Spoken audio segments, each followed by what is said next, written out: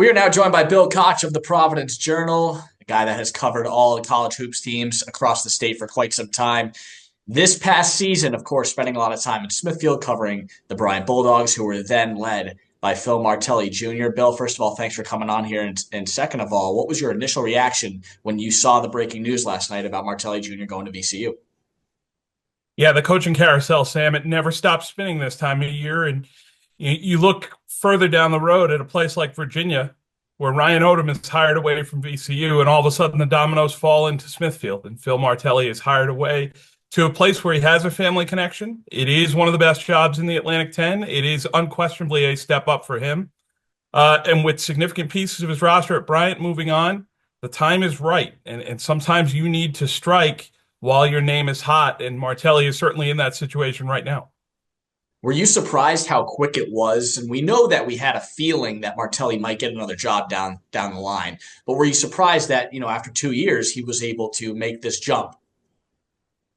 I think a lot of times, Sam, we have time set in our heads, and I think the business works differently. You got to consider in 2 years, he was an NCAA tournament coach. Some guys that takes 10, 15, 20 years. He's had a lot of experience on staffs at multiple schools. He was at Bryant for 7 years. Came here in 2018. So certainly we look at his time as a head coach and we think, gee, that was sudden. But he's in his early 40s and he's been around basketball for his entire life through his father, Phil. So he's not your typical 2-year head coach in my mind. Yeah, no doubt. He did a fantastic job with that team. 2 straight years of 20 plus wins. I believe it was 45 wins that he has total, in these 2 years. What do you think Bryant will look like now going forward? Well, like every other school, Sam, I think they'll look very different. Obviously, you lose Earl Timberlake, Connor Withers, Raphael Pinzone. You're going to try to hang on to Barry Evans and Keyshawn Mitchell, depending who your next hire is, but there's no guarantee that they come back. So this was going to be a newish roster if Phil had stayed or not. And I would suspect that the next coach, when he is hired, will immediately reach out to Evans and Mitchell and probably Ja'Kai Robinson, Aaron Davis, and say, hey, you four would be a nice core for me going forward into year one. Do you feel like running it back? And if that's not the case, then you start from scratch like everybody else. Yeah, certainly those pieces that you would want to keep. Are there any names that come to mind for this open position?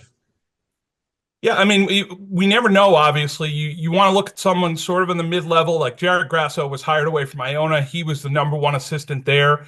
So if you're looking for assistant coaches, certainly Chris Cole is the in-house candidate, the associate head coach, recruited the majority of the impact players in the roster, was very involved in game planning and tactics on game nights. Is a great guy in the gym in terms of workouts, skill work, player development. He touches a lot of the bases that you would like to have in a head coach. Certainly a few guys who I'd keep an eye on. Tobin Anderson, who was just fired at Iona after 2 years. He had a 16-1 upset in the NCAA tournament with Fairleigh Dickinson against Purdue. He's regarded as a really sharp guy who's out of work right now.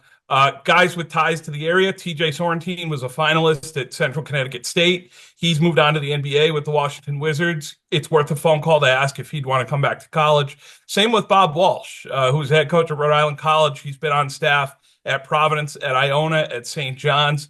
Maybe it's time for him to take a second swing as a head coach. But realistically, I would expect Bill Smith, Bryant's athletic director, to cast a wide net. He's got a place that's been in the NCAA tournament 2 of the last 4 years, so he has something attractive to offer. Coaches are drawn to that success. If you look at Martelli going to VCU, the last 6 head coaches at VCU have all made the NCAA tournament and moved on to bigger jobs. So when your program is that solid, when what you're offering is that solid, it makes you a destination. Absolutely. Bill Koch, the Providence Journal, always with some great insight. Bill, we appreciate having you on. Thanks again for your time. Thanks, Sam.